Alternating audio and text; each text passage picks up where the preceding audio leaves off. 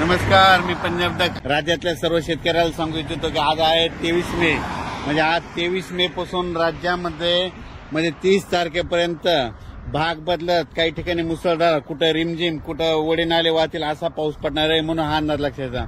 पण शेतकऱ्यासाठी सगळ्यात आनंदाची बातमी म्हणजे शेतकऱ्याची आनंदाची बातमी 1 आणि 2 जूनला सूर्यदर्शन होणार आहे म्हणून खास करून शेतकऱ्याची आनंदाची बातमी.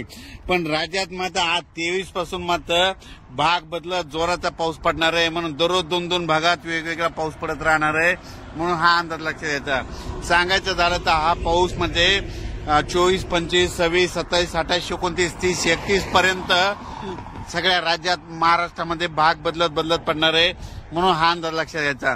मात्र 1, 2, 3 तारखेला राज्यात सूर्यदर्शन होणार आहे म्हणून ही खास करून शेतकऱ्याची आनंदाची बातमी. आणि राज्यातल्या सर्व शेतकऱ्याला सांगू इच्छितो की उघडल्याच्या नंतर तुम्ही तुमचे शेतं रोटावेटर, कल्टिवेटर करून आपण आपली शेतं तयारीत ठेवा. कारण की राज्यात परत मान्सूनचा पाऊस कधी येणार आहे तर मी व्हिडिओ नंतर देणार आहे. पण राज्यात मात्र 30 तारखेपर्यंत काही ठिकाणी मुसळधार पाऊस पडणार आहे म्हणून हा अंदाज लक्षात घ्यायचा. आणि त्या मुसळधार पाऊस जिथं पडणार आहे तुम्हाला एक सांगू इच्छितो की तो पाऊस सगळ्यात मुसळधार पडणार आहे मुंबईकडे पडणार आहे. म्हणजे मुंबईच्या सर्व जनतेने सतर्क राहण्याचे लक्षात घ्यायचं. त्याच्यानंतर साताऱ्याकडे जास्त मुसळधार पाऊस पडणार आहे, सांगलीकडे पडणार आहे, कराडकडे पडणार आहे, पुण्याकडे मुसळधार पडणार आहे, रायगडकडे मुसळधार पडणार आहे, पुन्हा त्याच्यामध्ये नगर जिल्हा संगमनेर भागाकडे देखील मुसळधार पडणार आहे. कोकणात सगळ्यात जास्त अतिवृष्टी होणार आहे. त्याच्यानंतर कोल्हापूरकडे मुसळधार पडणार आहे. सातारा त्या कोकण पट्टीमध्ये अति मुसळधार पाऊस पडणार आहे म्हणून हा अंदाज.